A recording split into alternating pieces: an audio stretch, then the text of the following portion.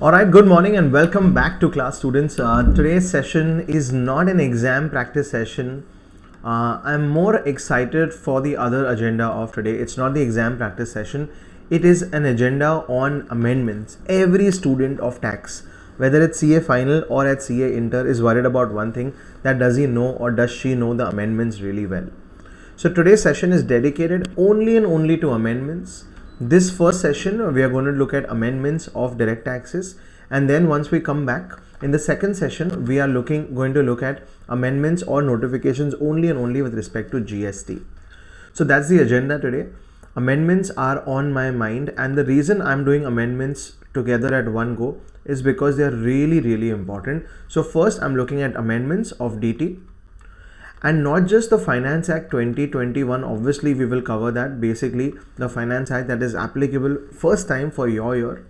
But we are also going to cover the Finance Act 2020 just in case something that is not just for your year, even for last year this was applicable, but just because it is recent, I'm also going to focus on that. So we're going to do both back-to-back Finance Act amendments. And this will ensure that you get great marks, guys, because ICAI loves amendments. They really like amendments, and they really want to ask things from the amendments. So it's all good. If we've done most of the amendments, great. If we're not, we'll go into slightly good amount of detail. You can keep your pen paper ready. I've already uploaded the amendment sheets in this Google Drive link. For people who are watching this recorded on YouTube later on, this link will also be there in the description. You can go to that link and you can go to that amendment folder and see all the amendments, the notification and the amendments for both DT and GST. For people who are watching this on Unacademy later on, this is the Telegram link that you should join, and you can reach out to me for any doubts that you have. Right now, this is on my mind. This should also be on your mind. Recent changes are golden. I'm just going to upload the file and we're going to talk about it. First the 2020 amendments and then the 2021 amendments. So here we are looking at first the 2020 amendments. We're starting off with DT. This is the Finance Act 2020. What did it say? What are the amendments in that year? Let's check it out. Alright, let's start off first with direct taxes, and this is the amendment list. These are CA inter amendments. For July and December last year we had different dates and different months. So this is for last year, but because something was not asked last year, there are high chances they could be asked even this year. Alright. The first one is a section called 115 BAC, Better Available Choice, which we've done in good amount of detail in a chapter called Rates of Tax, but we'll just recap it. It changes the way you compute your income. It also changes the way you compute your tax liability. This is only for individuals and HUF. It gives you different slabs, it gives you different rates, it gives you some advantages, but there are some disadvantages as well if you recollect. So let's try and see. The slabs are now very stable growth, 2.5, 2.5 to 5, 5 to 7.5, 7.5 to 10, 10 to 12.5, 12.5 to 15, and more than 15 are the slabs. So the slabs are very streamlined, yes, and not just that, even the rates are very streamlined, from 0 to 5, 5 to 10, 10 to 15, 15 to 20, 20 to 25, and 25 to 30, 30 and then 30. This option is only for individuals in HUF. So there are two good parts. Another good part which I'm going to write here only is that alternate minimum tax is not applicable. So you don't have to worry about someone knocking on your door and asking for a minimum amount if you're following this provision. Next, because alternate minimum tax is generally for SAT deductions, and SAT deductions are not given in this case. Next, also a good thing is you can choose this option. It's not a compulsion. You can choose it, and the best part is you can choose it even on the day you file your return. So you don't need to choose it in advance. And you can opt in, opt out. Again, that's another advantage, opt in, opt out. But if you're in PGBP, that means you also have any business PGBP income or loss. Then once you opt in and once you opt out, the gates close permanently for you till you have PGBP.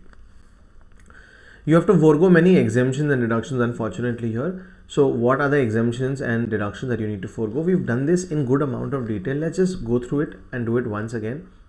For IFOS, you don't get family pension deduction. If you recollect, 1/3 of the family pension that you receive, or 15,000 per month, that you won't get. Capital gain, good, you don't have any changes. PGBP, additional scientists developed awesome covaxin. So no additional depreciation. No scientific research outside deduction where you donate checks. No also develop 35 AD. no 10A, and no, some of these will be discussed only at CA final, the ones in yellow. So these you will not get, these deductions you will not get for scientific research, etc. Next, for IFHP, you will not get 24B, but only in case of SOP. For LOP, because you're offering something to tax, you'll get 24B. From salaries, everything has been removed. In fact, this list which you see here, everything has been removed. I've given it separately, but you can just remember blind can do tours. Only this is left now. So blind, conveyance, daily and tour and transfer, only these four are allowed now. In case of clubbing, that 1500 rupee exemption for minor children has been removed. In case of set off and carry forward, all the expenses which are not allowed in PGBP and IFHP are not allowed to be carried forward. Example, additional depreciation you cannot carry forward. Scientific research expenditure you cannot carry forward. 35 AD specified business loss you cannot carry forward. In IFHP, 24B SOP loss you cannot carry forward. So whatever is not allowed in this year cannot also be carried forward. Exemptions, there was an exemption called 1017 where MPs and MLAs were given 17 allowances and they were exempt. That allowance, that exemption has now been removed. And deductions, all deductions have been removed. The entire C series, D series, E series, G, everything has been removed except two deductions. 80 JJAA, job add is still there, and 80 CCD2, that is still there, that NPS contribution by your employer. Perfect. Let's move ahead. Karthik, welcome to class. We're looking at the amendments. This is the amendments of 2020. We'll do 2020 and 2021. Everyone who's watching live, recorded, YouTube, wherever you're watching, very, very important session. Good morning. As per 115 BAC, an individual HUF shall exercise the option at any time by till return filing. A person having PGBP income can opt in only once, and no alternate minimum tax in case or individual or HUF opts for this option. Capital gain for that year, that is last year, was 301. Guys, for your year, that is 21-22, it is 317. Next. Last year they made a change in residential status. They brought two amendments. The first amendment was a section called section 61A, where they said that if an individual being an Indian citizen is not taxed anywhere as a resident and he has Indian income greater than 15 lakh rupees, that means he's rich. That means we want to tax him as a R and OR. If you remember, we've done this very well. We've done this many times, but this was introduced last year. Second amendment is for an Indian citizen or a PIO, again who's very rich, again whose total Indian income is greater than 15 lakh rupees. And in this case, the 60 days basic condition 2 will be replaced by 120 days, and that will also, if it's satisfied, they will become an R and OR. Yesterday in the RTP that we did after the entire marathon revision, one shot revision, we also did a sum in which we used this second amendment. Next. Something that you should know as CA Inter, but not the most important, but you should know. If you remember, I'm just giving you a background about this. There was a company called OnePlus China. They did not have a OnePlus India company. Instead, they had an agent in India, and that agent used to do all their work like securing orders, storing the goods, supplying, negotiating contracts or concluding contracts, etc. So this agent was considered to be a business connection. And through this business connection, whatever income OnePlus China was getting will be taxed in India. That was under section 911. Now, there was an exception saying that India exports news, movies and diamonds. Only India-centric income would be taxed in India. That means from this business connection, whatever income was there in India, only that we will tax. That is what we were telling OnePlus China. Don't worry, we're not going to tax your entire global income. But what is this India connection or India attributable income has slightly been expanded. So let's read what all is included in India attributable income. Any income from advertisement which targets a customer who resides in India or who accesses the advertisement through IP address located in India.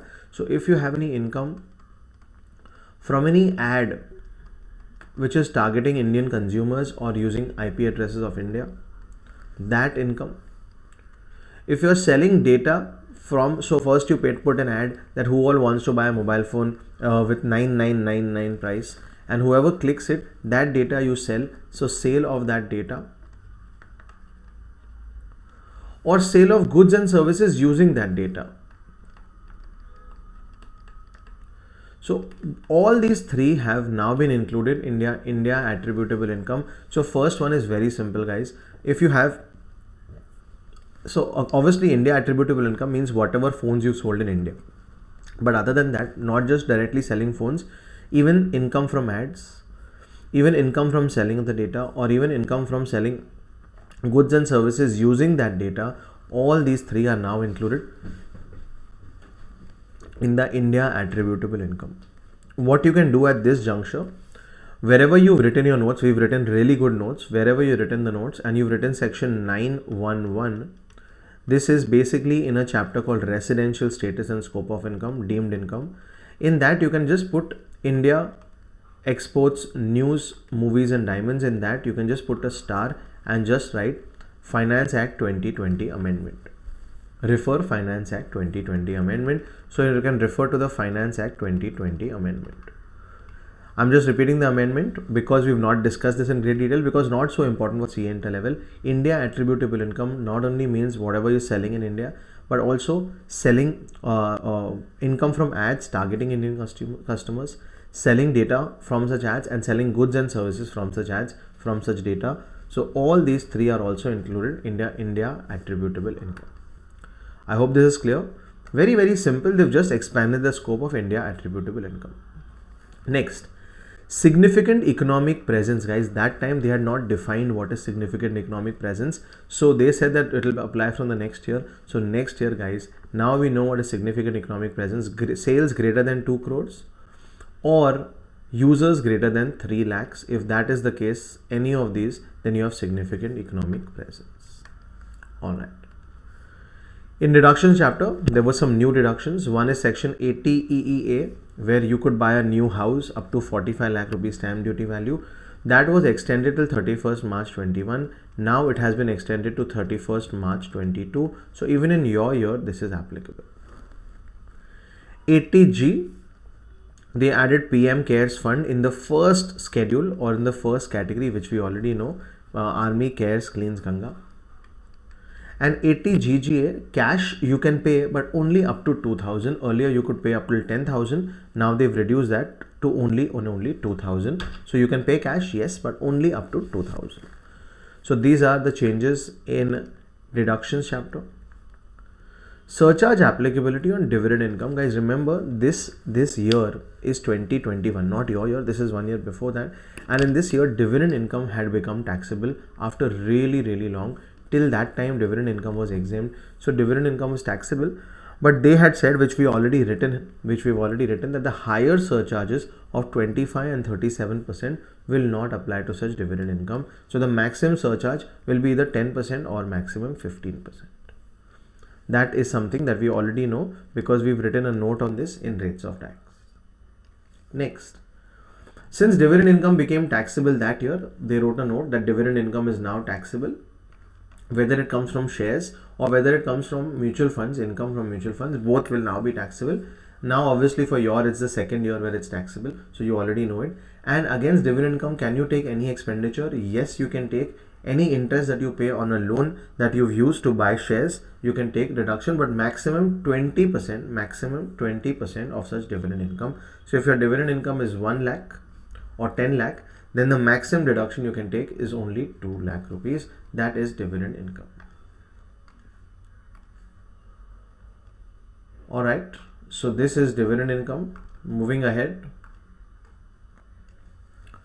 Section 194 TDS. Guys, because dividend earlier was exempt, if it's exempt, there was no TDS section.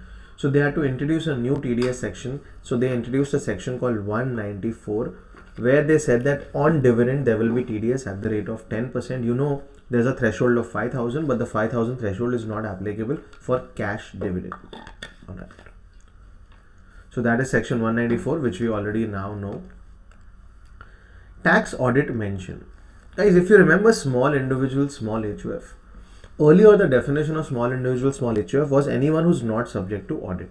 Last year, if someone is not subject to audit, then they would be small individual, small HUF. But now the audit limit is now increased to 1 crore and 10 crore, and hence now you can't say small individual, small HUFs. That's a shortcut for us, is someone who's not subject to audit. So now how will we say that?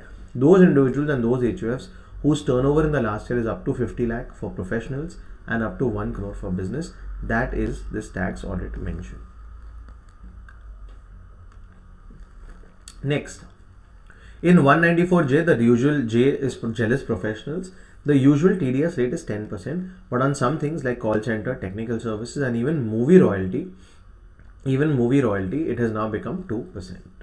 All right. Next was 194K. If you remember, K is Kotak mutual funds. In case of Kotak mutual funds, which is basically similar to dividend, when you invest directly in shares, you get dividend.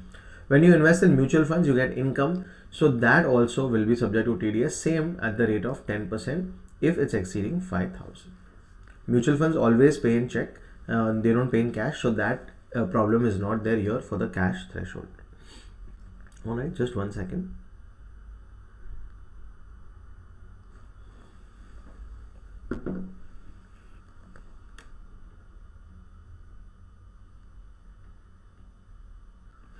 Perfect.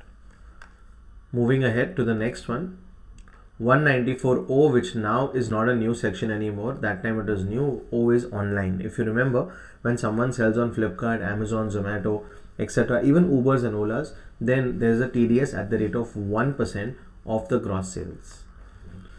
This is section 194O, but there is an exception for individuals and HUF selling up to 5 lakh rupees on a particular platform. There is no TDS. This is section 194O.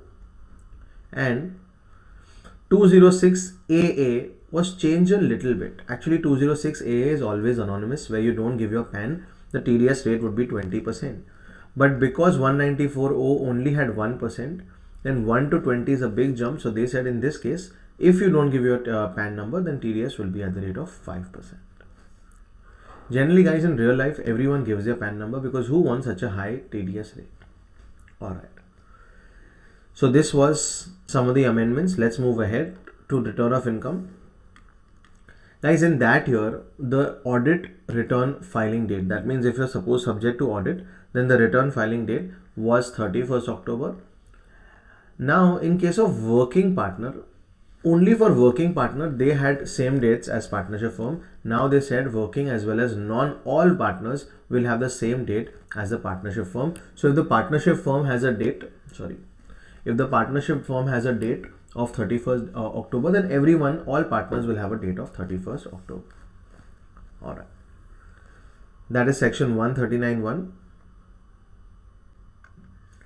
And the due date also was extended 31st October. This is not really important because now we already know it.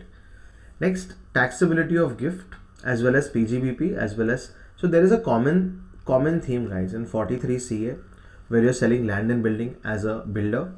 50C, where you're selling land and building as an asset, and gift 56(2)(10), where you're getting land and building as a gift for either without consideration or less than adequate consideration. Then in all these cases, earlier, guys, it was 5%. So sale consideration into 105%. Now they made it to 110%. So this is the change. Of course, now we already know this 110%. So there is no problem with this. This amendment we already know.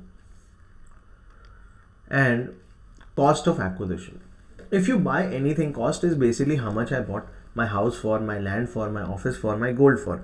If you buy anything before 1/4/2001, you can choose FMV as on 1/4/2001. That was always the option. But here they clarified that the FMV in case of land and building, only in case of land and building, the FMV should not be more than the stamp duty value. So basically they put a limit on the stamp on the FMV. It cannot be more than the stamp duty value. So they put a ceiling on that, which again we already know. Alright. And looking at these last two, business and profession, compulsory audit under section 44AB. Guys, here we had a limit of 1 crore rupees.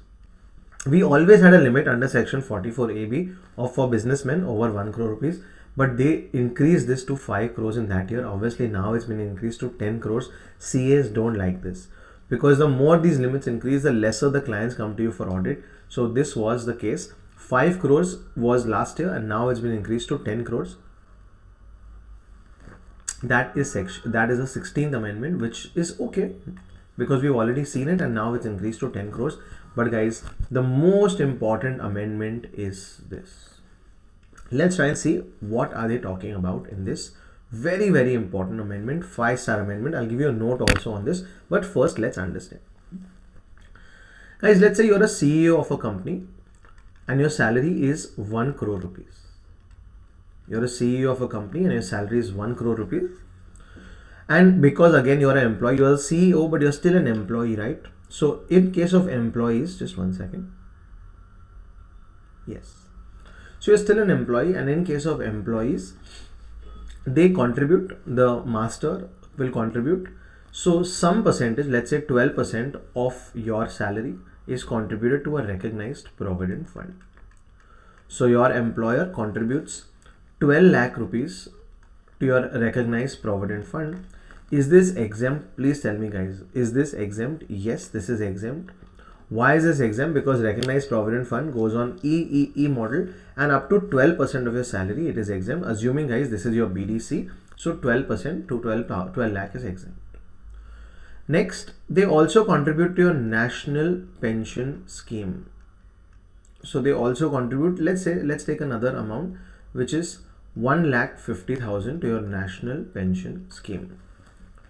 And they also contribute to your superannuation fund account. Let's say they contribute 1,50,000 to a superannuation fund account. So basically they're contributing to different things for you. We'll focus only on one thing right now. We'll focus on PF. Let's say they've contributed 12 lakh rupees to your PF, which is exempt. But now, guys, the government started realizing that these are huge amounts. People's salaries have increased, and because of that, 12% becomes a big amount. So the government introduced a section. They said, listen, we can't give such a huge exemption.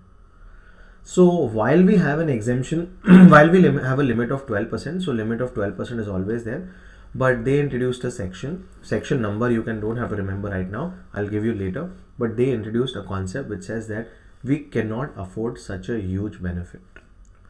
So up to 7.5 lakh rupees, we will not tax you. But above that, so that is 4,50,000 will be a part of your taxable salary. It's like the government giving you a benefit. The government can't afford to give you such a huge benefit. So they are saying that in case of contribution by the master to slaves RPF or national pension scheme or approved superannuation fund, together, if all the three together contributions by the slave in the year exceeds 7.5 lakhs in a year, then such excess amount above 7.5 lakhs will be treated as income. Very, very simple. So guys, can we conclude that all these accounts, RPF, national pension scheme, superannuation fund, together, if it's more than 7.5 lakh rupees, if it's up to 7.5, the government has no problem, guys. This section will not matter to people who earn less income. Guys, if your salary is only 10 lakh rupees a year, then your contributions will never be 7.5 lakh. So this will only and only impact people who earn a lot of income, higher income earners.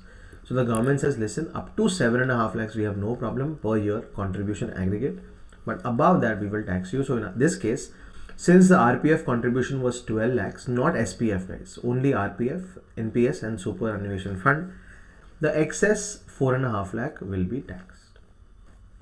Alright, so this, guys, is a section called section 17(2)(7). 17, 15, 16, 17 is salary. In this salary, 17(2)(7 is what they are talking about. This has not been asked yet, but it could be there in the exam. They will give you very indirectly. How will they give you? They will say that this has the employer has contributed to RPF, to superannuation fund, etc., and the amount will be more than 7.5 lakhs. Guys, it doesn't matter on your contribution how much. It only matters on their contribution. If you contribute 12 lakh, there is no problem. Only if the employer contributes so much, it will be added to the income. So above 7.5 lakh, it will be added to the income. Alright. So just, I'll give you a note on this, but right now, let's just understand that 4,50,000 has been added to your salary. Okay, so are you going to pay tax on this 4,50,000? Yes, you'll have to, because it's added to your salary, it's added to your income. But guys, there are some other repercussions also of this. When the amount is in the PF account, I'm talking about this 4,50,000. When this amount is in the PF account, not just now the core amount is taxed, but not just that, even the interest on this excess amount. So this excess amount is going to be taxed, the core amount also, and the interest also will be taxed. So in the PF account, you get interest, and the interest on this excess, and not just this excess of every year will be added to your salary income. Further, interest on such excess plus the excess of previous years plus excess of previous years will also be added to the income of the assessee or employee. So not just, guys, this will be added, but it will be added under IFOS, my bad, because it's interest. So 4.5 lakhs, will it be added? Yes, 1727. But not just that, even on the 4.5 lakhs, whatever interest you're getting is also added again to salaries only, 1727A, my bad. Both are in salaries only, 1727A. Now let's try and see an example, guys. I'm just going to erase everything here. Let's say your opening balance on the year, the 1st April 2021, watch out guys, was 10 lakh rupees. Your opening balance was 10 lakh rupees. So you had 10 lakh rupees in your PF account at the start of the year. Very simple, guys. Your master contributed, your employer contributed 12 lakh rupees to it. Even you contributed equally, that is 12 lakh rupees to it. Let's make this amount slightly bigger. Let's say this was 30 lakhs at the start. Your employer contributed 12 lakh, you also contributed 2 lakh, and the interest on this, let's say interest of 30, 40, 54 into, let's say 54 lakh. Let's say 4 lakh was the interest during the year. So the closing balance as on 31st March 21 was 58 lakhs. 30, 40, 50, 58 lakhs. Perfect. Very simple to understand, guys. I'll tell you why I'm doing this. So this was your opening balance. Your employer contributed to it. You contributed to it. You earned some interest, and this is what the balance is. Now, guys, the problem is, this is great, but we need to calculate on 4.5 lakhs, which is the excess amount. We need to calculate the interest. So I'm just calculating the interest rate. So first, for interest rate, you have to check the interest. What is the interest you've earned this year? See the step, guys. The interest you earned is 4 lakh rupees. But the interest you earn throughout the year, so you have to take an average balance. So opening plus closing divide by 2. I'm just going to get my calci, 1 second.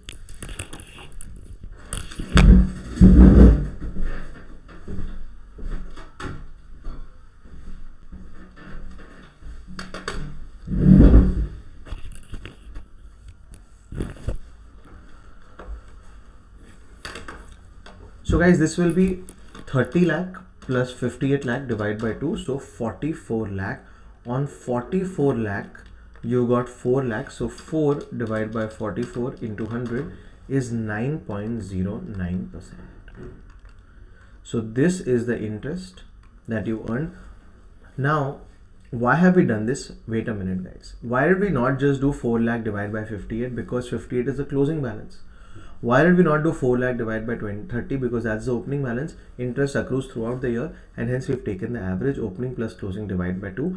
That is the interest rate. Now, this year, 4.5 lakh rupees into 9.09 will be added. This is this year's excess interest. And guys, if last year also there was some excess amount, on that also you'll have to calculate excess interest. So you not only have to calculate the excess amount under 1727, but also the interest under 1727A. So step 2 is interest on current year excess, interest on previous year excess, and interest on previous year's excess interest also. Don't get into complication. This will never come in the exam so complicated, but all you have to understand logically is, this year this year you had 4.5 lakhs. Next year, let's say you'll have 5 lakh or excess amount. So on 4.5 lakhs also you'll have to calculate next year interest. Yes. On 5 lakh also, that is next year's excess, you'll have to calculate interest. Plus guys, on this 4.5 lakh rupees, whatever interest you want, on that also you've earned interest. So interest into interest also, these all three interests will have to be added. Let's take one example and let's do this. So I'm erasing all these numbers here. Let's take 2 years. Let's take financial year 2021, where the excess amount was 4,50,000 and the interest rate that year was 9.09%. So 4,50,000 into 9.09%. So interest was on this excess was 4905. So in the financial year 2021, this was added to 1727 and this was added to 1727A. Alright. So this is financial year 2021. It is over. Now we are going to financial year 21-22, where the excess amount is, let's say, 5 lakh rupees. Obviously, you will multiply the interest rate on this. So let's say the next year's interest rate is 9.2%. So 5 lakh into 9.2% will give you 46,000. So this too will be taxed next year also. This is the excess amount. This is the interest on the excess amount. But this is only for current year. What about on 4,50,000? Are you still earning interest? Yes. 4,50,000 into 9.2%, that is 41,400. And on this 40,905, which is now coming into this year, 40,905, again 9.2%, which is 3,763. So this is current year's excess, and these are three are interest on current year, on previous year, and on previous year's interest. So all you need to do is you need to find out the interest rate and apply it on all these three. I don't think they will give you all these three. They will only give you 1 year, and they will give you excess amount, and they will give you excess interest calculation. Let's write a note on this, guys. So let's write a quick note before we move ahead. This, please write section 17(2)(7), employer's contribution to RPF, SAF, superannuation fund, etc., greater than 7.5 lakhs per annum will be added to salary income of the employee. So employer's contribution to these funds in greater than 7.5 lakh will be added to salary income of the employee. Next, section 17(2)(7)(a), interest calculated on average balance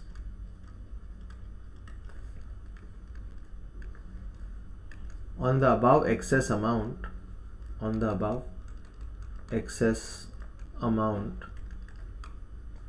will also be added to employees' salary income. So the interest also on the above excess amount will be added to the employee's salary income. And last,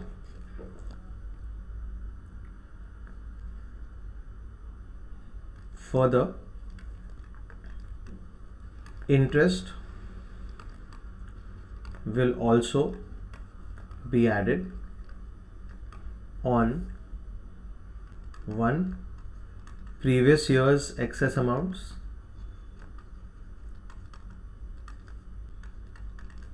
and two, previous year's interest amounts. This will also be added. Interest will also be added on previous year's excess amounts and previous year's interest amounts. Guys, this is section 17.7 and 7a. This is something that has not been asked. So that could be an MCQ, it could be a question, it could be a calculation, you never know. But it is important, yes it is.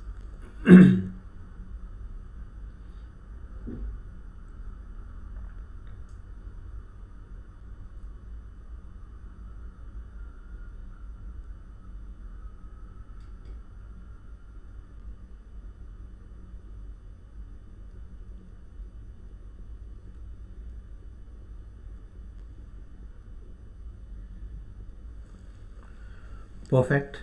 So guys, that is the last thing on that amendment sheet. I'm exiting this here. I'm going to add a slide and I'm going to add Finance Act 2021, which is the Star Act because it's more new as compared to the Finance Act 2020. So it's the newest one and it's first time applicable to your year. So let's see what this is. One by one, let's see what this is. Okay, we'll spend slightly more time on this as compared to Finance Act 2020. So let's try and see what this is. It's not major changes honestly, but we'll see. Section 6(1)(a), which is the amendment of residential status. We said that section 6(1)(a), if an Indian citizen who's rich, that is their income is more than 15 lakh and is not taxed in any country as a resident, then we will tax him. If he's feeling lonely, we are always there to tax him. That was a joke around RNOR, and we will make him an RNOR. But not taxed in any country means what? What if I have a lot of income in Dubai, but Dubai exempts my income? See guys, if let's say I'm an Indian citizen, I have a lot of Indian income, more than 15 lakhs. Let's take my case. Let's say I'm an Indian citizen. I have Indian income of more than 15 lakhs because let's say I have a house here which is on rent, I have some business here, and I am working in Dubai. And as you know, UAE, there is no tax. Now they're starting to introduce company corporate tax, but let's say on income, my income in UAE, there is no tax. So I'm not being taxed as a resident there. Then will India tax me? They say no. Even if it is taxable, you are liable to pay tax there, but it is exempt. Then in that case, it will be assumed that you cannot be subject to 6(1)(a). Because guys, that means every Indian citizen who's working in Saudi Arabia, UAE, etc. will now be taxed under 6(1)(a). No, that was not the intention. So that was section 6(1)(a) for you. Very simple, not very important. They're just trying to say that who is the person that who is not taxed in a foreign country. So this means that if you're taxed but is exempted, that means you're already taxed somewhere. That's the first one. Not really important. Unimportant, 1 on 10. Next important is 10 on 10.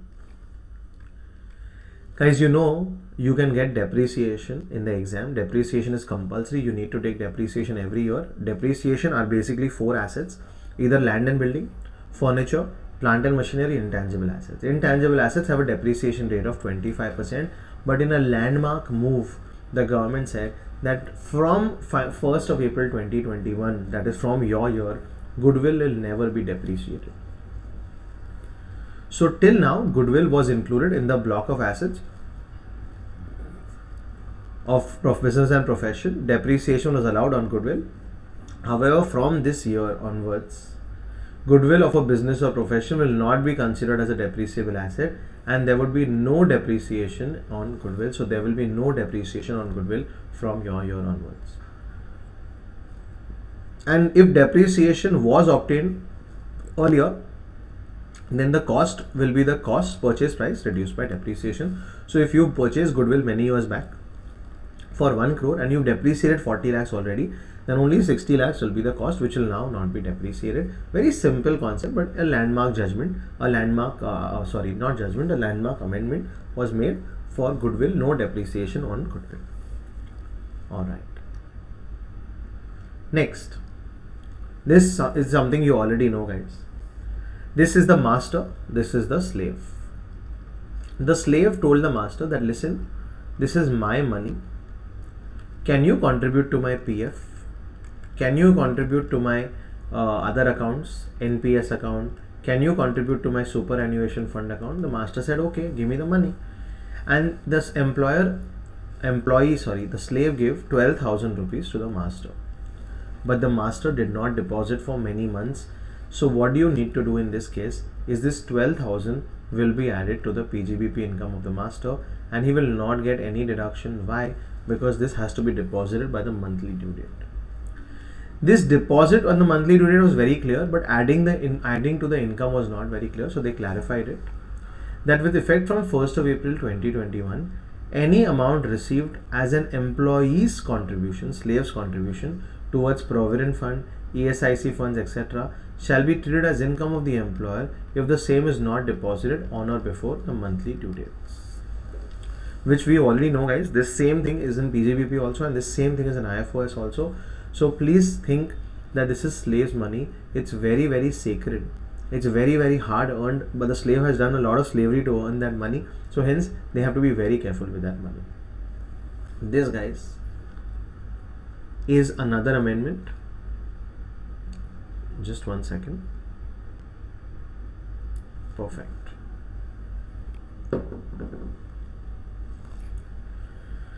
The next one is absolutely gold. I'm not making you write any notes, guys, because this has been uploaded already on that same link. So I'm not giving you any notes, but this same thing has been already uploaded. Alright. Now here, guys, is interest on your RPF account, is interest on your PF account, is it exempt? Yes. Up to 9.5% for RPF, and SPF, it is fully exempt. And the government had made these rules long back, guys, when the government could afford to give you such exemptions. But now the government realized that some people have huge amounts in their PF account. There are people who have crore and plus amounts in their RPF and SPF accounts, and they earn huge interest. So the government says we cannot exempt everything. So they put a capping on it. They said that we will exempt interest income only up to 2.5 lakhs. On your PF amount, account, interest up to 2.5 lakh will exempt. And if you're the only one, that means you're self-employed, your master is not there who's contributing. If you are the only one contributing to that PF account, then we'll exempt up to 5 lakh rupees. So this is the capping on interest now. Yes. So guys, PF, last year was there an amendment? Yes, up to about 7.5 lakhs, etc. This year again there's an amendment on PF. So watch out, guys. Earlier, interest income on PF contribution was exempt from tax. However, now interest income will be taxable on contribution by the employees exceeding 2.5 lakh in the previous year. So on your contribution, not on employer's contribution, on your contribution, if the interest is more than 2.5 lakh rupees, then it will be taxed, the excess. However, if the employee is contributing to the fund and there is no contribution to the fund by the employer, that means you're the only one contributing, then it will be up to 5 lakh rupees. Guys, these are the two limits. Very, very important. Yes, very, very important. Let's recap this. Guys, you know, I told you when we were discussing Provident Fund that it's one of the best mechanisms to exempt tax because it is always EEE. Now, suddenly they are putting a lot of conditions on it. We just saw that employer contributing more than 7.5 lakh will be taxable in salary income. On that, interest also will be taxable. Interest on interest also will be taxable. So that is on the employer's contribution. Now it's time for us. On our contribution, when we earn interest, up to 2.5 lakh rupees, no problem. And if you're the only one contributing to that account, then up to 5 lakh rupees also no problem. But above that will be taxable. Alright. That is interest on your PF account. Important amendment? Yes, important amendment. Next is simple. It's something that we already know. Now guys, what is the tax audit limit? For professionals, it's still 50 lakhs. But for businessmen now, it is 10 crores. Of course, 1 crore is always there. But there is a higher limit. Yes, the higher limit of 10 crores is also there now.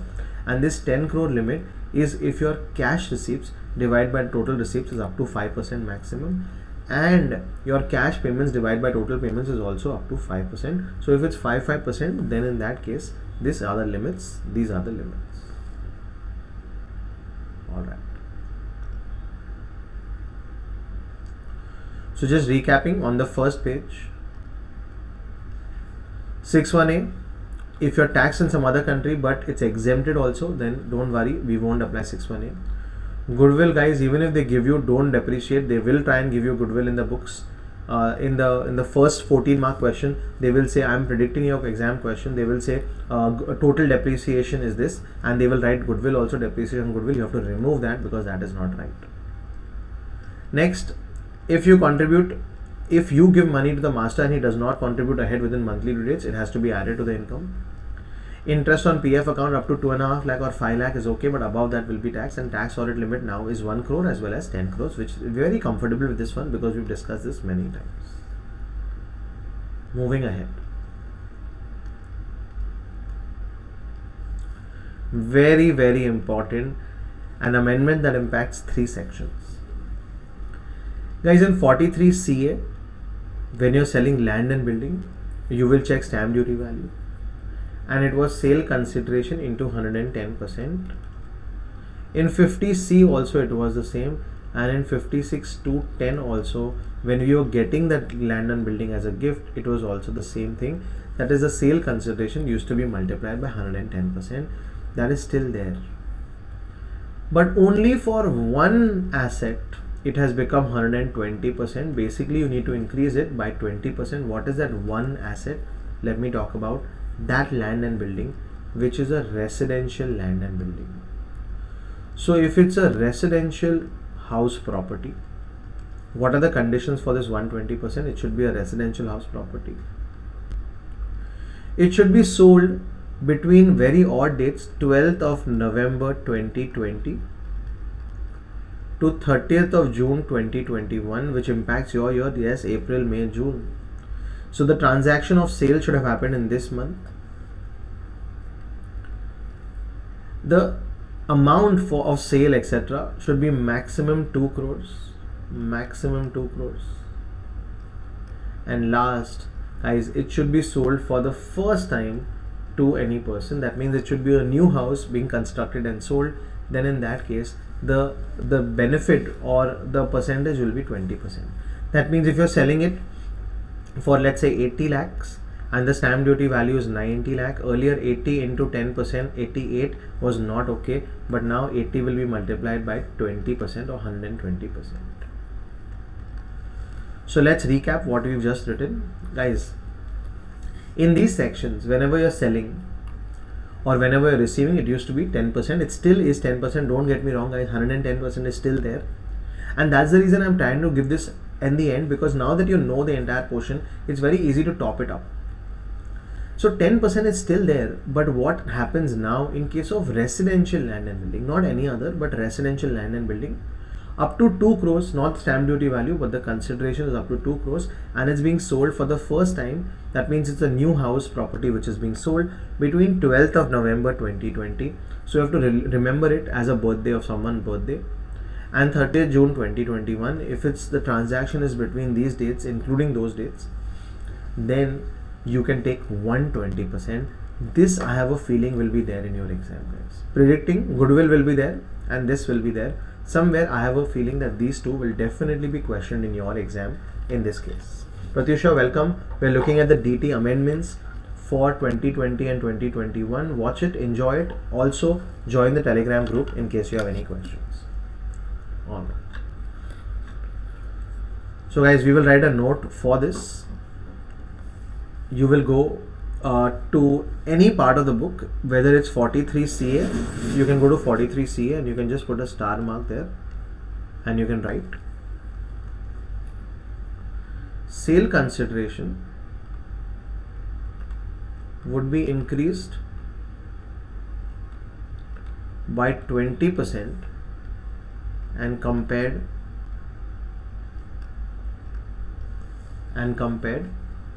just one second.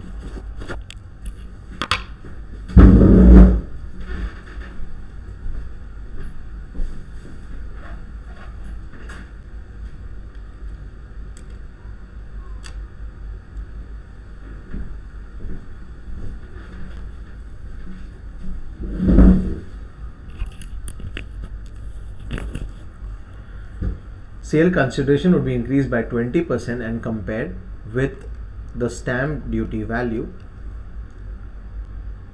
in the following case. First, asset is a residential house property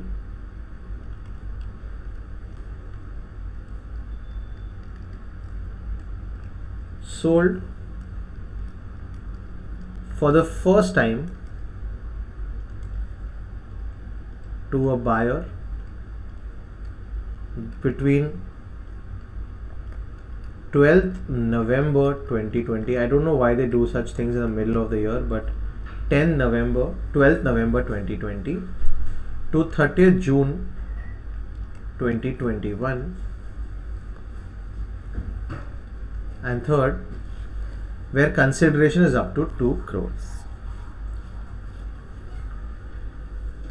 Thank you. Where consideration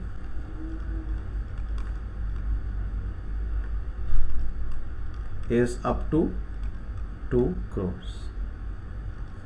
So please remember, either it will come as an MCQ or it will come as a big question. I have a feeling it will come as a big question for 4 marks. So this amendment is absolutely important to be understood well.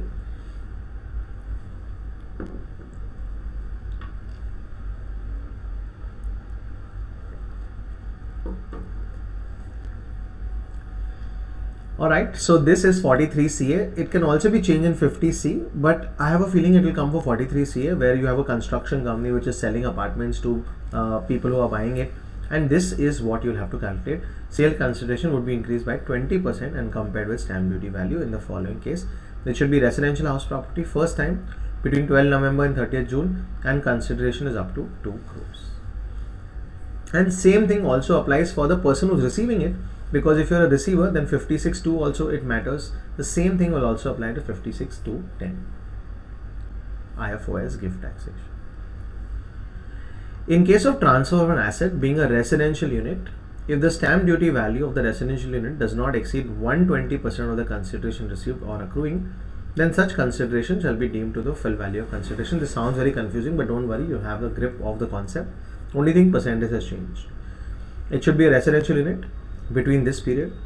The transfer should be a first time allotment of residential unit to any person, and the consideration should be maximum 2 crores. Very, very important, like 20 on 10 kind of importance. Very important for us. Just 1 second.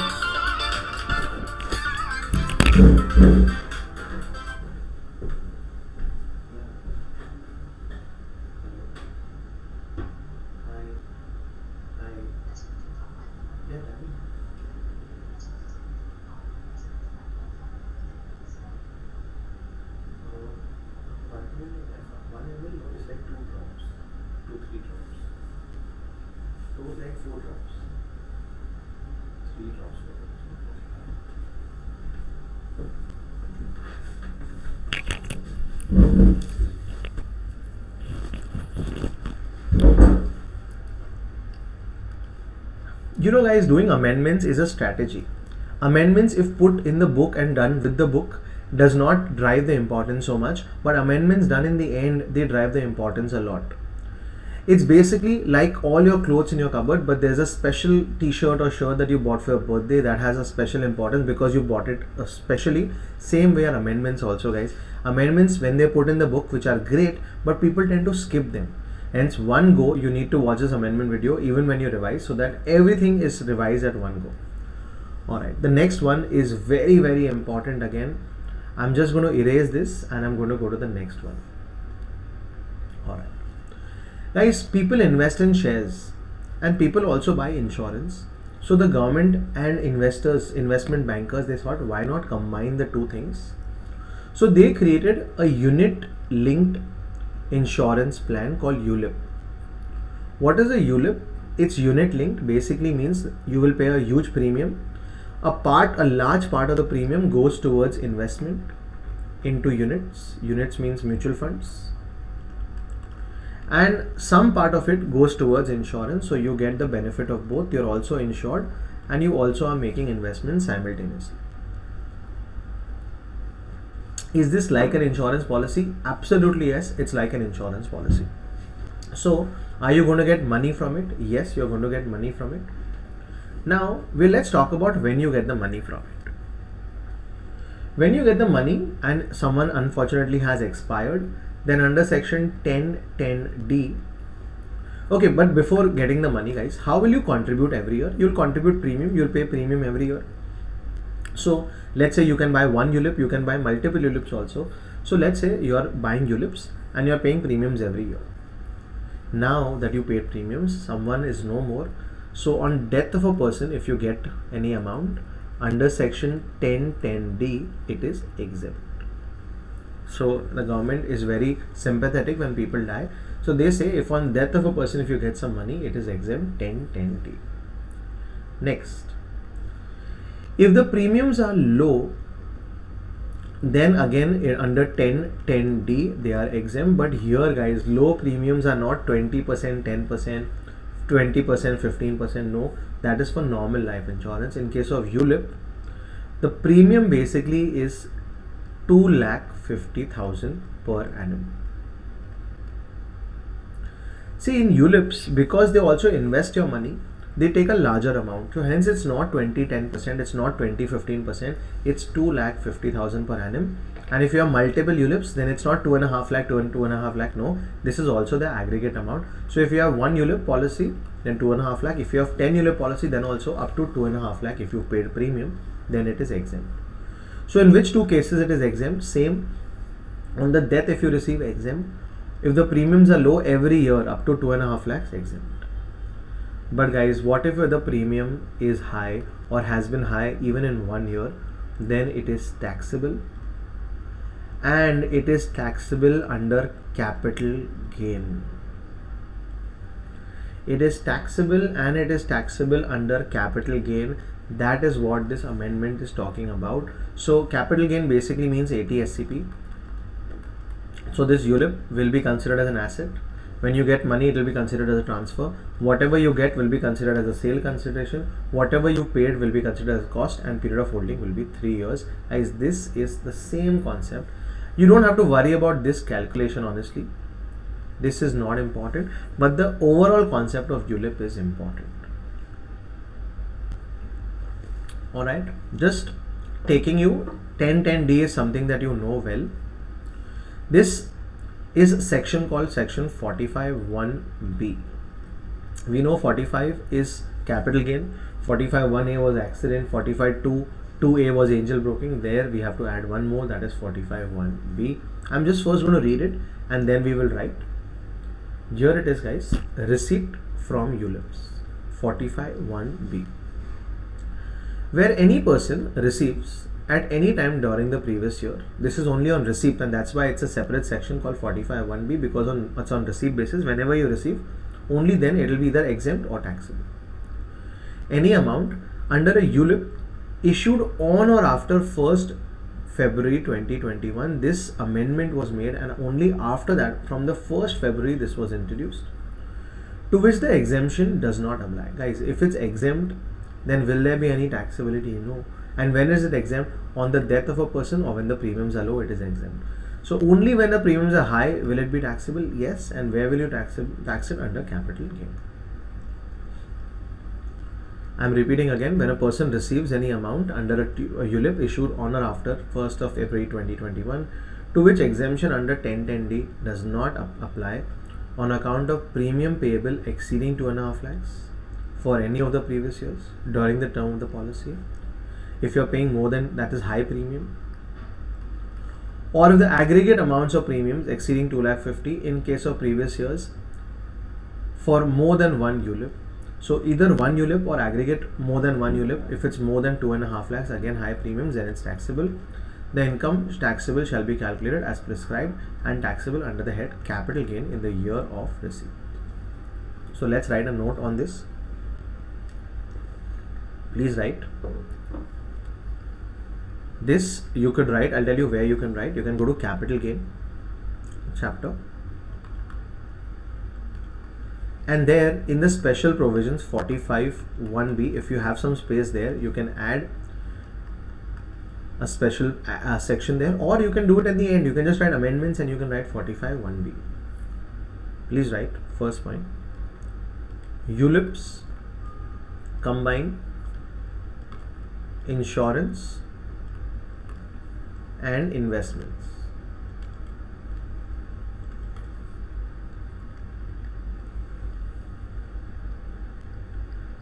Receipts from ULIPs will be as under. Receipts from ULIPs will be as under. First, received on death of a person, exempt under section 10(10)(d). So if received on the death of a person, exempt. Low premium, that is up to 2.5 lakhs per annum, individual or aggregate. Low premium up to 2.5 lakhs per annum, individual or aggregate. That was also exempt under section 10(10)(d). And last is, if it's high premium, that is more than 2.5 lakhs per annum, individual or aggregate.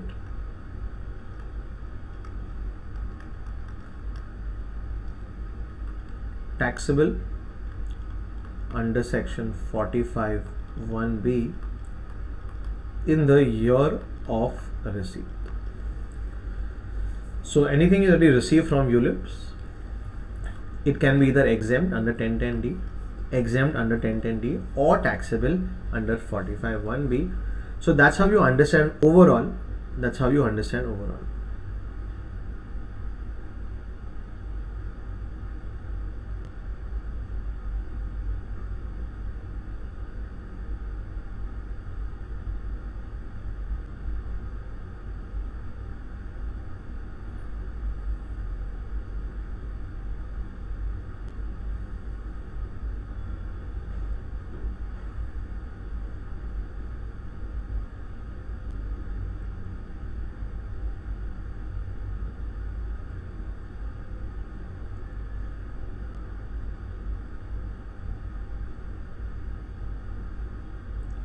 Just 1 second. Perfect.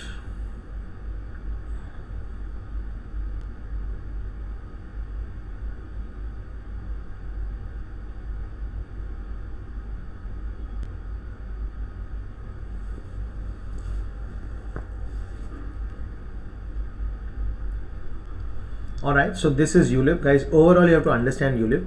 When you contribute, it's great, you're paying premiums, but the premiums are high, then taxable. If they are low, always, or if on death of a person, then they're exempt. Guys, this is ULIPs. Again, doing it as an amendment focuses more on ULIPs as compared to the rest. So it's good that we're doing it like that. Now guys, the next thing is slump sale.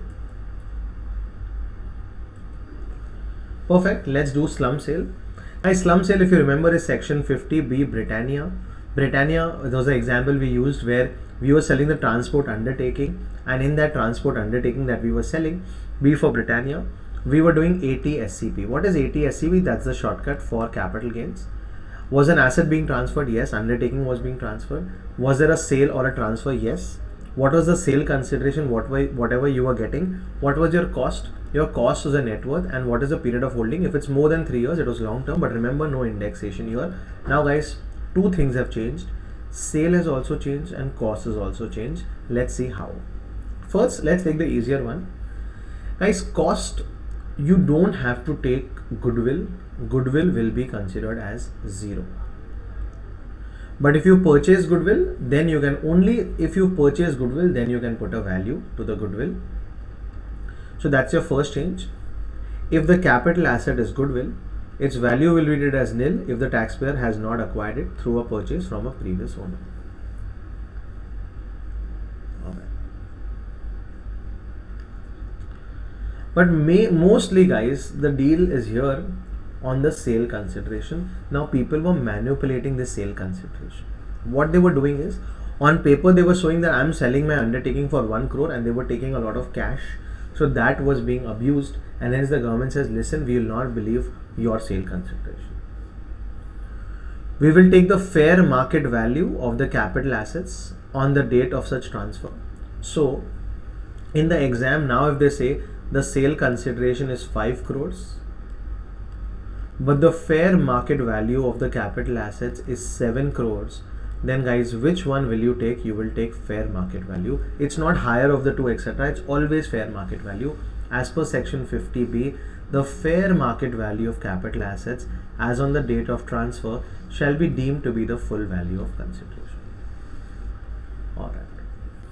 Such FMV shall be higher of, FMV being the fair market value of capital assets transferred by way of slum sale, or FMV2 is being the fair market value of the consideration received or accruing as a result of transfer by such slum sale.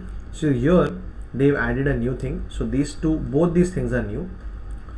So first they say that we will take FMV, and now they're saying that the FMV will either be the fair market value of the capital assets which are being transferred, or whatever you're getting for that transfer, whichever is higher.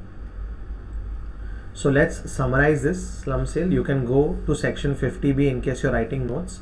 You can go to section 50B, and in 50B you can just make a change. Sale consideration is equal to higher of 1 FMV of capital assets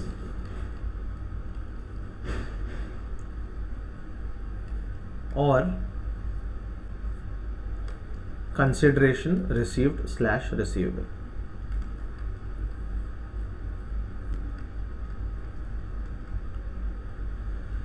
So FMV of capital assets or consideration received or receivable, higher of 2. Government was being fooled by a lot of people, so hence the government had to introduce this under section 50B. Guys, between 50B and between 43CA, which is 120%, one of them will be there in your exam. Recently they have already asked a question on 50B, so I'm not really very sure whether they'll ask a big question on 50B, but on 43CA, this 120%, they will definitely question you. Alright, of course that's just a presumption or a prediction. So guys, this is sale consideration. I'm reading it once again. Here we go. As per 50B, the fair market value will be deemed to be the full value of consideration, and such FMV will be higher of either the fair market value of capital assets transferred or the fair market value of the consideration received or accruing as a result of the transfer. Perfect. Very simple, guys. Next is very simple. This is a COVID discount. I used to call it a COVID discount. Obviously it was a COVID relief. Now what was the relief, guys, in the financial year 2021, which if you know is the COVID year, because COVID happened, our entire lockdown was in March 2020. So in this year the government had reduced the TDS and the TCS rates by 25%. But they are now saying that in your year there will be no such reduction. So all the rates will be back to normal. That is this amendment, not important. Only thing you have to remember is last year there was a 25% discount, no more now. Alright. Guys, looking at the 10th amendment now, 10th is there. There are a few more. This is ICAI's amendments. They come up with a statutory update. I've just kept that at the last. So in case you want to read it, you can read the highlighted parts. Otherwise, guys, our updates end here, the next page. So the 10th part and the next page, they are the last updates. We are going to take a 2-minute breather and then come back and continue in 2 minutes from now.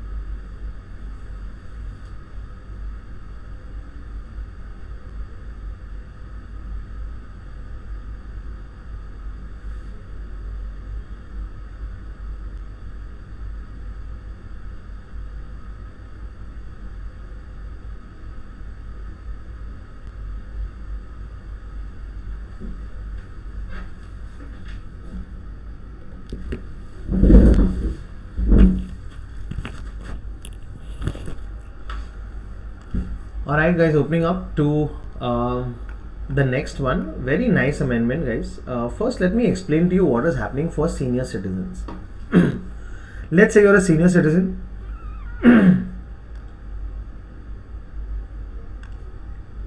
Just 1 second.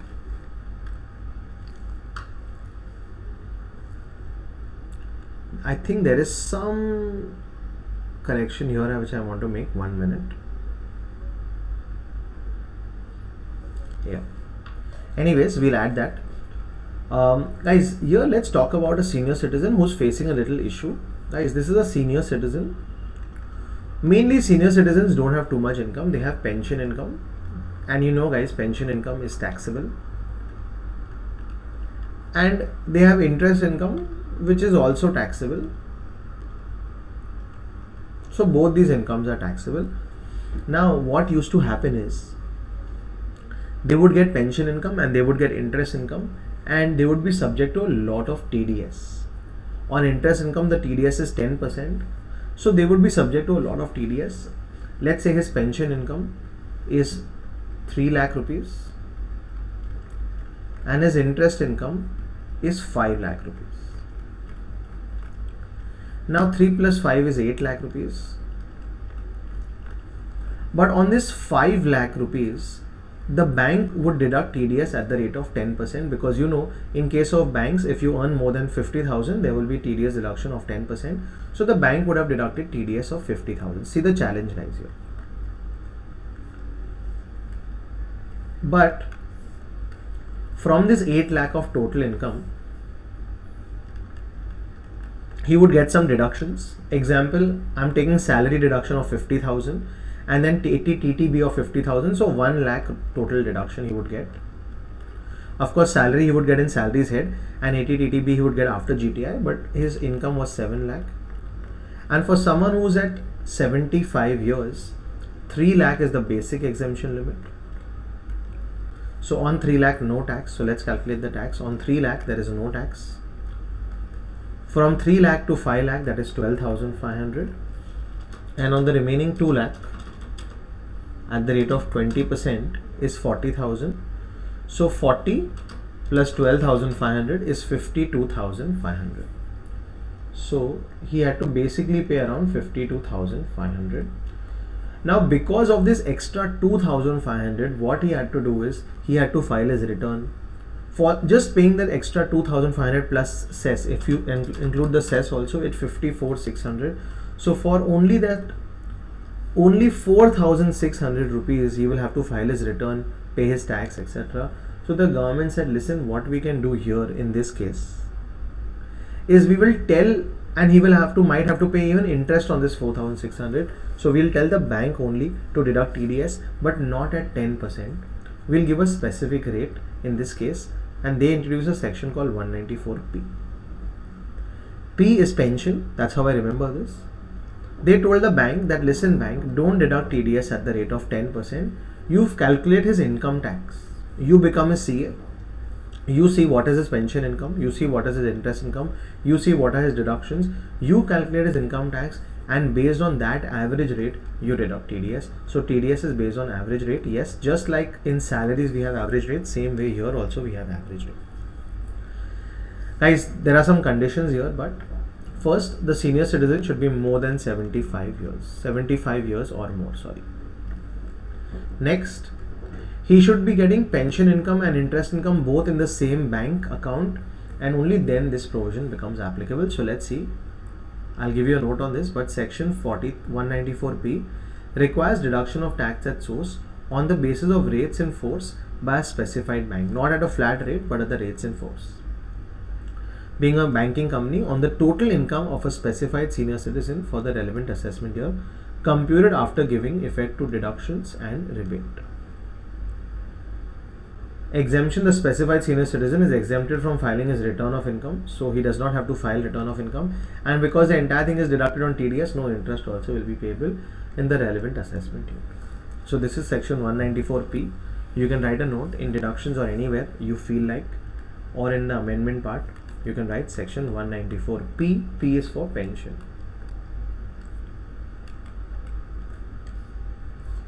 You can draw the diagram. This is a bank.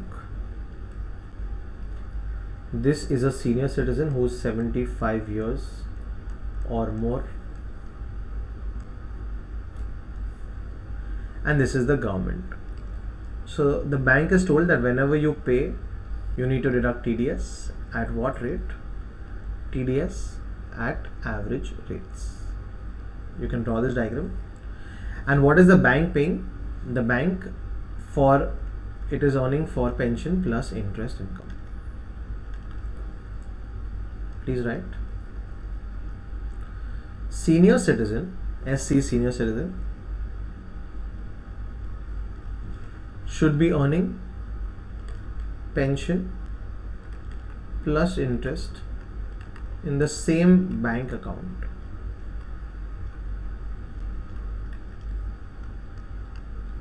Senior citizen to be 75 years or more. Senior citizen to be 75 years or more. Bank to calculate average tax rate after considering deductions as well as rebate.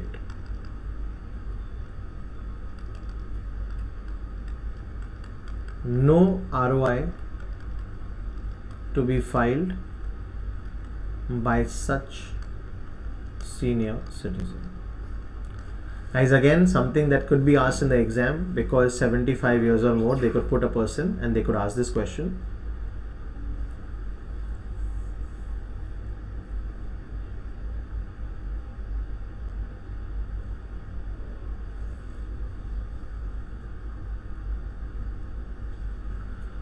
No problem, take your time, guys. So please draw this diagram. The senior citizen should be earning pension plus interest in the same bank account, and that should be the only incomes. Senior citizen should be 75 years or more. The bank to calculate average tax rate after considering deductions as well as rebate. Deductions under Chapter 6A and rebate under Section 87A, and no return of income to be filed by such senior citizen. So senior citizen happy? Yes. No interest, no return filing formalities, no going to a CA, no paying the fees, etc. And this is Section 245P.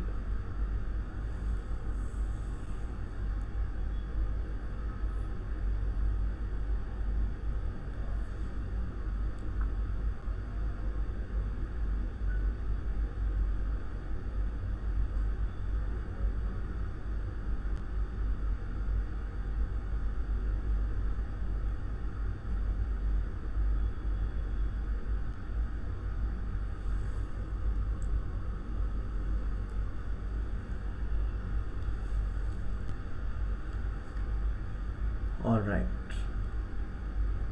perfect. So that is section 194P. Sorry, this is section 194P.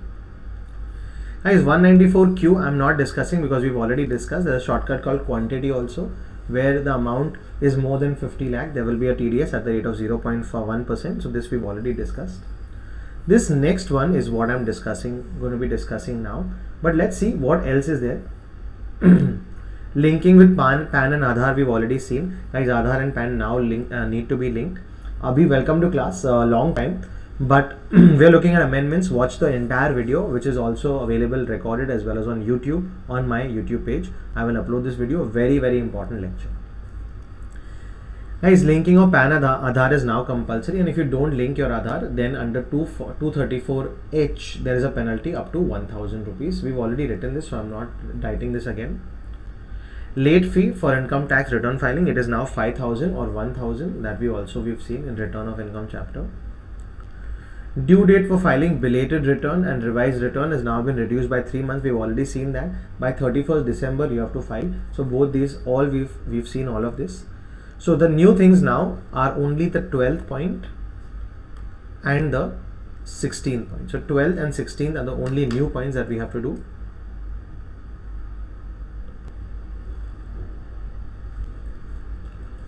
Alright, welcome, and let's do the last two and then finish DT amendments. completely, and then I'll tell you also, we'll recap which are the important ones. But this one, guys, is a punishment section. You already know, guys, 206 AA, always anonymous. If you don't give your PAN number, then TDS will be at a higher rate. Generally it's 20%, sometimes it's MMR, and sometimes it's even 5%, but it's a very high rate.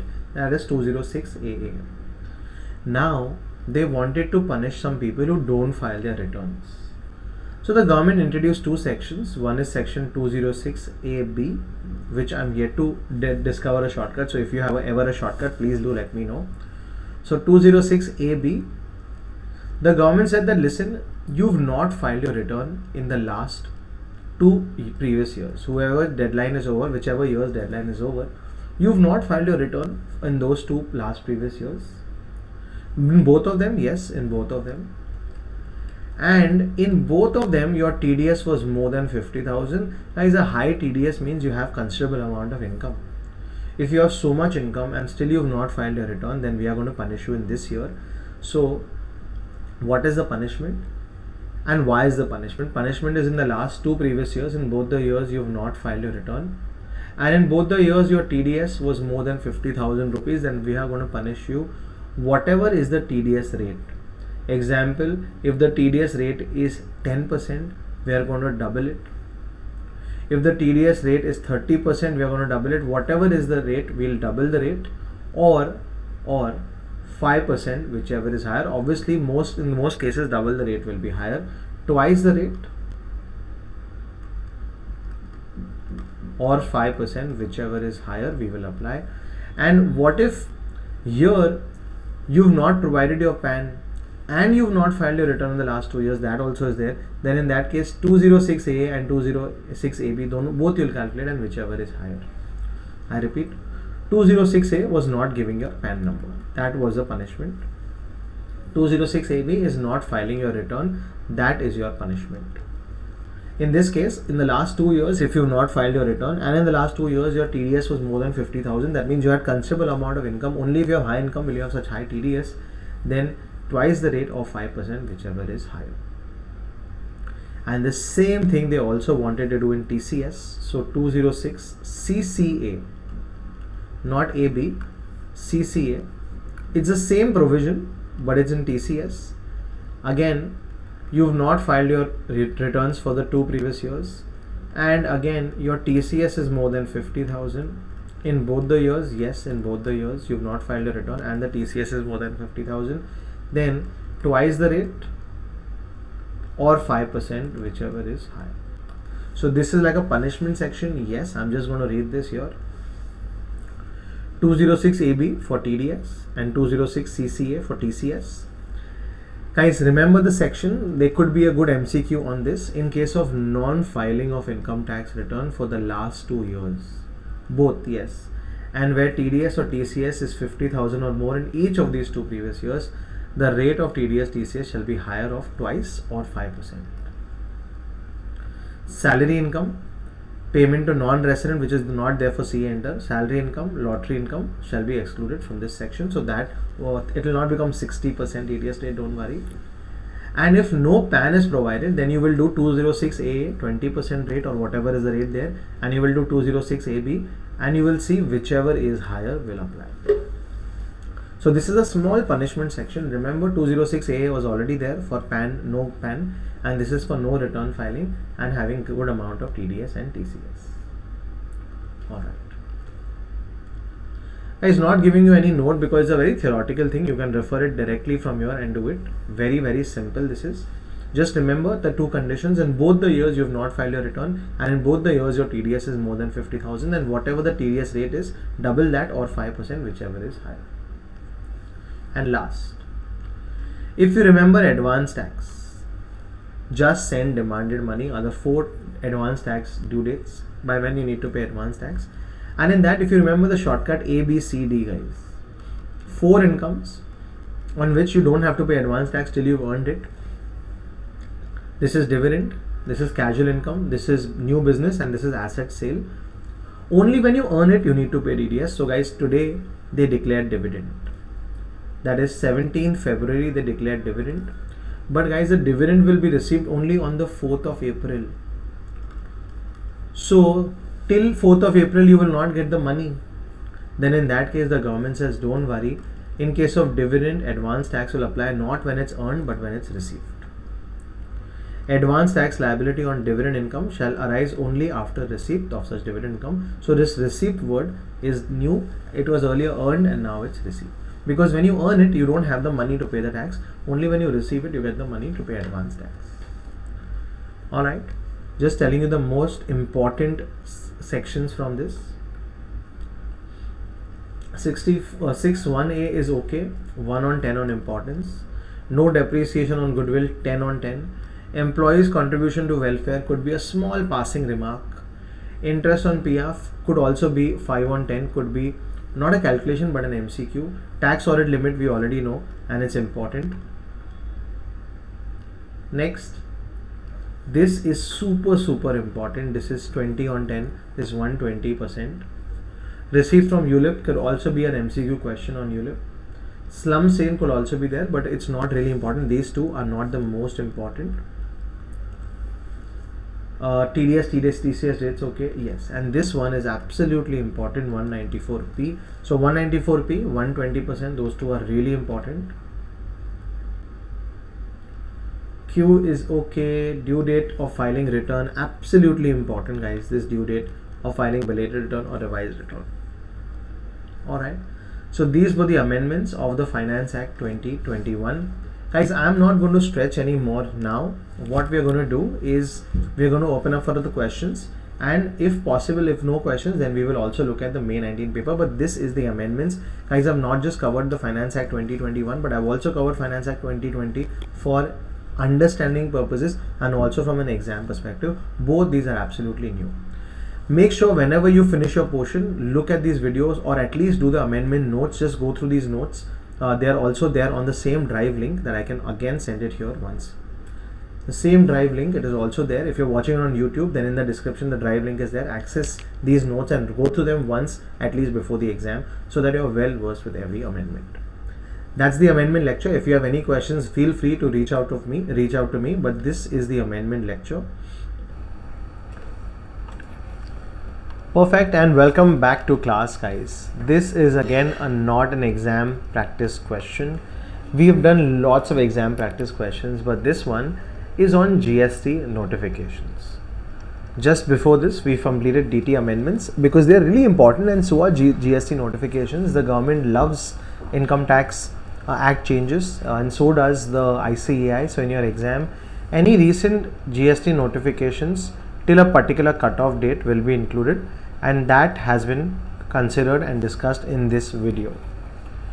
So while we look at it, we are also going to look at a lot of recent amendments or a lot of recent notifications, but this is not too much. It's not as intensive as DT, but this is what I'm just going to upload.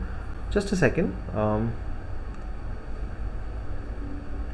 This is the GST notifications applicable for May or November 22 exams. Alright, here it is.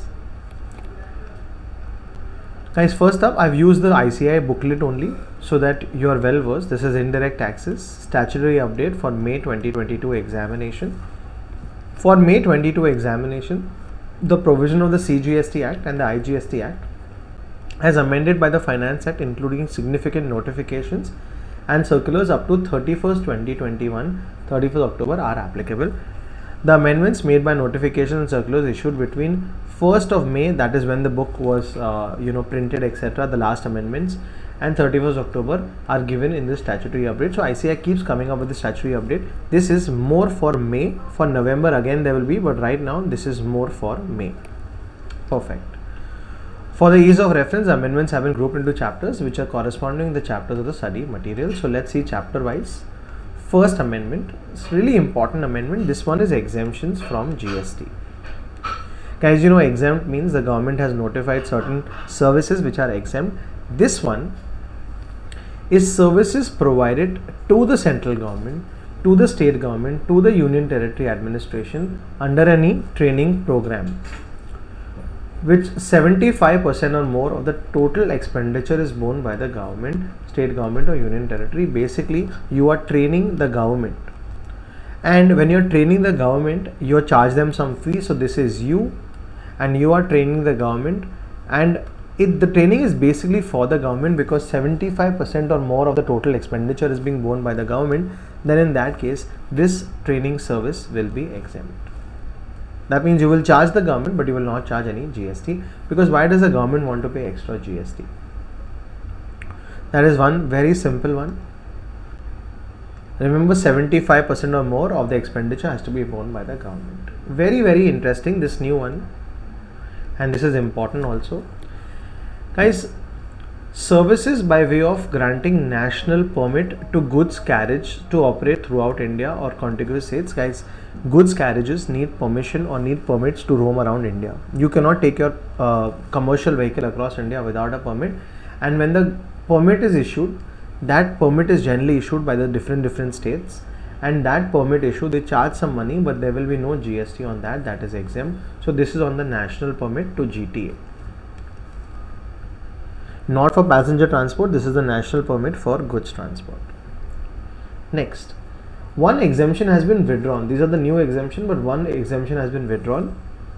In your exemptions, there was something called leasing, when you lease out, and in that there is a company called Indian Railway Finance Corporation. They used to lease out the assets to Indian Railways. Guys, Indian Railways basically has trains, etc., and they are not owned by the Indian Railways. It's owned by the Indian Railway Finance Corporation and leased out to Indian Railways. And on this lease, there was earlier an exemption which has now been removed. So this is the removal of this exemption. Next, in registration, what has changed, guys? When you want to revoke your cancellation, guys, sometimes under section 29, your registration can be cancelled, and if it's cancelled by the officer, then you can go down on your knees and you can please the officer that, please officer, please revoke my cancellation. That means get me my registration back. I'm sorry, I did some mistakes, I will correct them. Guys, for this the period was 30 days from the date of service of the order of cancellation of registration. But now, guys, because guys, cancellation is a big deal, one of the biggest problems of cancellation is your ITC entirely disappears, and hence the government said that, listen, we'll give you extended due dates. So it can, earlier it was used to be 30 more days, but now they've said that this will not be 30 more days, but within such time as may be extended by the additional commissioner or the joint commissioner or the commissioner under their powers. Alright, so this is the extension. And for revocation is dealt with in a section called section 30. In that case, earlier it used to be a 30-day period which can be extended by a further 30 days, which can be further extended by 30 days, but now this further extension can be any number of days as decided by the assistant commissioner or slightly senior joint commissioner or even more senior commissioner. Very, very important change, this next one. Guys, e-invoicing, which is not a different invoicing. If you know, e-invoicing is the same invoicing. You generate the same invoice in your software. You take that invoice and you go to invoice registration portal called IRP, and on the invoice registration portal you put the details and you get the invoice registration number called IRN number, and they will come up, I'll come back with a e-invoice called the IRN with a number called the IRN. That is your e-invoice, and that invoice you can share with whoever you want to share. So it will save you paper, it will save you any errors, it will save any fraudulent invoices, etc. And this e-invoicing was applicable to any person whose turnover was greater than 50 crore in any year since the beginning of GST, that is 1718. But there were certain people who were not subject to e-invoicing. Example, if you are in the movie business, if you are into passenger transport, or if you are in goods transport, if you are a bank or NBFC, or if you are a special economic zone unit, not developer but unit, you were exempt. But now even the government department and a local authority like a BMC is also exempt. So government department and local authority has been added. So e-invoicing is not applicable to government department and local authority. So you'll have to just make this change. Remember that these are two new people who will not be subject to e-invoicing. It could be a good MCQ. That's about it, guys. Next, very, very, very important.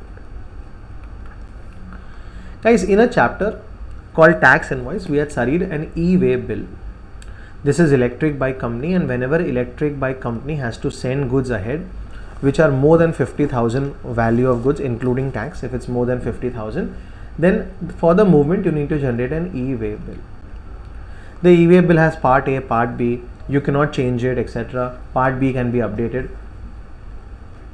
We had seen all of this in the e-way bill, but the e-way bill, guys, if you don't file your returns for 2 months, then you cannot generate e-way bill. So electric bike company, let's say, is supplying goods or supplying bikes to X Limited.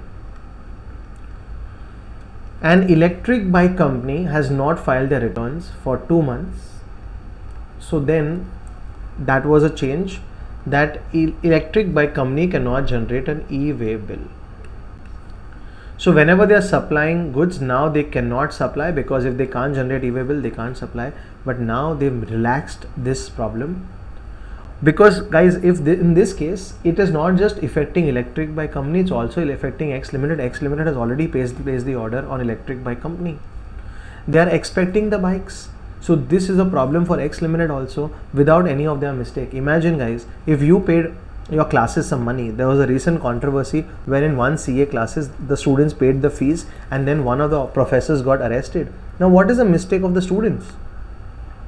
Same way here, what is the mistake of X Limited? There is no mistake of X Limited, and hence in that case they say that X Limited can generate the e-way bill. Both can generate, guys. The supplier can also generate, and sometimes even the receiver can generate. So X Limited can still generate. Yes, he can still generate. I'm just reading it. Earlier, a user was not able to generate an e-way bill if the said GSTN was not eligible for e-way bill generation in terms of Rule 138E. The said rule has been amended to relax this restriction. Blocking of GST for e-way bill generation would only be for the defaulting supplier of GSTN and not for the defaulting recipient or the transporter of GSTN. Suspended GSTN cannot generate e-way bill as a supplier. However, the suspended GSTN can get the e-way bill generated as a recipient or as a transporter. So recipient or transporter can generate the bill.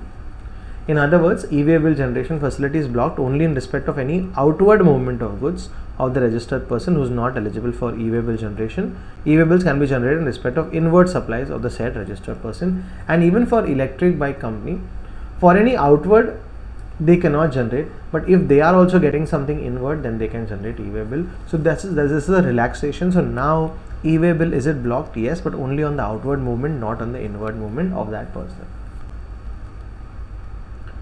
This is an important change, and this is an important relaxation to a lot of people. This was beneficial. Next, moving ahead to returns chapter, a very good change has happened in the returns chapter. Guys, in returns chapter, you were supposed to file your returns. The returns could be GSTR 1, 3B, 4, 5, annual return. Many different returns could be filed. And if you don't file your return, in section 46, they would knock on your door saying, hello, listen, you have not filed your return, please file it. And when you file it, there was a late fee under section 47. Now, the late fee has been completely overhauled from the 1st of June 2021. It's completely changed. Now, watch out for the late fee, guys. Very important. No notes to be written here. Just watch out from this diagram. First, this is for delayed filing of GSTR 1 and or GSTR 3B. So if GSTR 1, which you know is outward supply, and GSTR 3B is basically the monthly return or the quarterly return, main return. If this you've not filed, then what is your penalty or what is your late fee under section 47? Watch out carefully. If, guys, the GSTR 1 or GSTR 3B was nil, that means you've not made any supplies, etc. If the registered persons who have nil outward supplies in the tax period, whose total payment of tax payable in GSTR 3B is nil, in case of nil, it will be maximum 500. 250 under CGST and 250 each under CGST and SGST, or 500 under IGST. Basically, that means per return per month it will be 500. So let's say this February month's return you're supposed to file in March, but if you miss out, then there will be a late fee of 250 each under CGST and SGST. Provided it's nil, and that's the reason the penalty is so low, guys, only 500 rupees. It's not a big penalty. because a lot of people were troubled by that 100 rupees per day. Earlier it used to be 100 rupees per day. So it used to be a big problem for people who don't have any much business. So it's only 500 for people who have nil supplies. For others whose aggregate turnover, so if your supply is not nil, that means your GSTR 1 you had to file, you had some outward supplies, and in GSTR 3B there was some tax to be payable, then in that case your fee will depend upon your aggregate turnover. So this is nil and this is other than nil. So this is some amount is there. Then in that case, if your aggregate turnover in the preceding financial year, not this year, in the last year, is less than or equal to 1.5 crore, that means you're a small businessman, then small penalty of 1,000 each. And if you're a big businessman, that is turnover 5 crores greater than that. So if it's between 1.5 and 5 crores, then it's 5,000 rupees. And if it's above that, then late fee as per 47 section. Alright. So this is registered persons other than 1 and 2. It is late fee as specified under section 47. So this is basically a change for GSTR 1 and GSTR 3B. Yes. Guys, remember, if the return is nil, that means you're not doing too much business. That means your penalty is also going to be low, 500. But if you're doing business, then depends on your turnover. If your turnover is less than or equal to 1.5 crores, then 2,000, that is 1,000 each. And if its aggregate turnover is basically between 5 crores and 1.5 crores, then it is 5,000 rupees, 2,500 each. And if it's above that, that means you're a big player, then it will be the normal 100 rupees per day maximum. That same thing which was under 47 earlier will still continue. Guys, this is for people with filing GSTR 1 and GSTR 3B. But for those people who wake up 4 times in a year, that is composition scheme people, in case of GSTR 4, delayed filing of GSTR 4, again, total amount of late fee payable under section 47 in from FY onwards by registered person composition taxpayer who fails to furnish form GSTR 4 by the due date shall be as follows.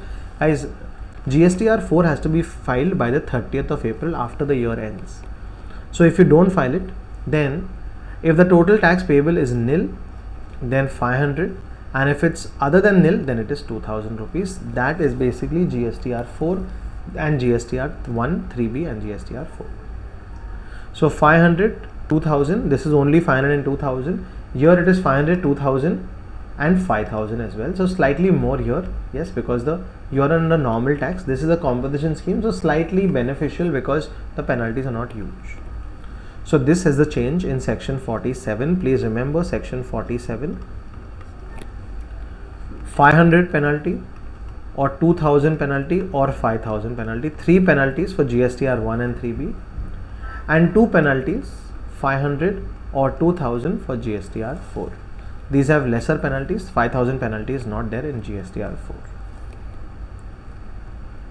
You've already written section 47 in your notes, so go back to your notes and check it against it. These have been rationalized now. Earlier, guys, there used to be only 2 penalties. I'll tell you what was earlier the case. In section 47, for all returns, it was 100 rupees per day, maximum 5,000. And this used to be under S also, and this used to be under CGST also. So huge penalties. Even if you have nil return, yes, even if you have nil return. And for annual return, it used to be 100 rupees per day and maximum 0.25% of turnover. This used to be the case for annual return. So what they have done is, this section is still there, but for GSTR 1, 3B and 4, they've reduced it to 500, 2,000 or 5,000. So they've not just put 5,000, but they've reduced it to 500, 2,000 or 5,000, and they've reduced that. They've not kept it 100 per day, etc. They've kept a flat late fee now. Because the delay, the days was very confusing, so they've kept a flat late fee. I hope this is clear. Watch out, read this. Again, this document has been uploaded. So read it once and you'll be well versed with it. But I'm just giving you the change also one last time because it's important. Earlier, guys, it used to be based on number of days. So you had to calculate the number of days and maximum 5,000. So this was confusing and high. They've reduced that for GSTR 1, for GSTR 3B and GSTR 4. 500, 2000 and 5000. 500 for nil, 2000 for composition scheme, 2000 for normal scheme below up to 1.5 crore turnover, and 2000 above that. All right, perfect. Guys, earlier there was a section 44. If you remember, it used to take us 44 hours to do an annual return, and we used to charge 9 lakh rupees for it. If you remember, CAs had to charge. This was an annual return to be filed by a CA. A CA had to do a reconciliation. That requirement has been now removed. Again, something that CAs are not happy with. With effect from the 1st of August 2021, section 44 of the CGST Act has been substituted so as to remove the mandatory requirement of furnishing a reconciliation statement duly audited. So now CAs are not happy first with 44AB, and now with this also they're not happy, because a lot of their clients went away, because now they don't need, you can do a self attestation, you don't need a CA to actually do it, you can do it on self certification basis. I hope this is clear, guys. Very simple but very important rule for CAs. So now CAs are not required to do this reconciliation statement under 44 hours. So our 9 lakh rupees are gone. Yes, they are gone. So now who does have to do this reconciliation? The assessee himself or herself or itself has to do it and file it. That's about it, guys. GST does not have too much, but what we will do in GST instead is we will do an MCQ booklet. Also, I'll just show you what were the changes in the last, before this, there were some changes also. Let's also see that before we conclude. So I'm also putting the GST notifications for before that. All right. Before that, guys, expiry of ITC in case of debit notes. Guys, debit note is issued whenever your QTV, your quantity, your tax or the value is less, then you will increase it, and that is dangerous because GST gets increased. So D for dangerous, D for debit notes you will issue. Debit note and the main invoice both are linked, but both have their own expiry. That is what is the first thing, which is well known now. Debit notes and credit notes have their own expiry. GSTR1, this was now removed because now we have IFF facility. SMS facility for nil returns, only for nil returns, GSTR1 and 3B you can have SMS facility. A quick response code, QR code, and dynamic QR code is now included. Interest on delayed payment is on the net amount. That means, guys, if I have to pay the government a liability, a GST liability, I need to pay the government 1 lakh rupees. And I already have a credit of 40,000 rupees, but I have not filed my return. Then whenever I pay, I will be late. Obviously, I will have to pay interest, but I'll have to pay interest only on 60,000. That is the net amount. Exemption satellite launch services, that time was new, but now we've already included it. If you remember the huge shortcut on exemptions, there's a shortcut on exemption that foreign satellites news, so that one has satellites, so satellite launch services are now exempt. HSN code up to 5 crore rupees, 4 digits is compulsory for B2B, and otherwise it's optional, but more than 5 crores, it's 6, it is compulsory for every person.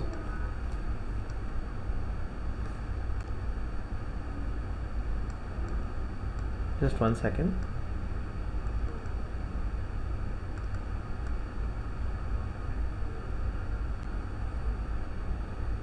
Alright, so it's very few, guys, not much in that time also. So GST mostly has been covered while we've covered the portion. What we are going to do is very interesting twist on turns. Now, guys, so GST notifications are done, guys. GST is something that is already incorporated most notifications in our notes, in our discussions, etc. So we don't have too many to discuss now, thankfully. So this is the end. I'm just going to stop the video. 1 minute.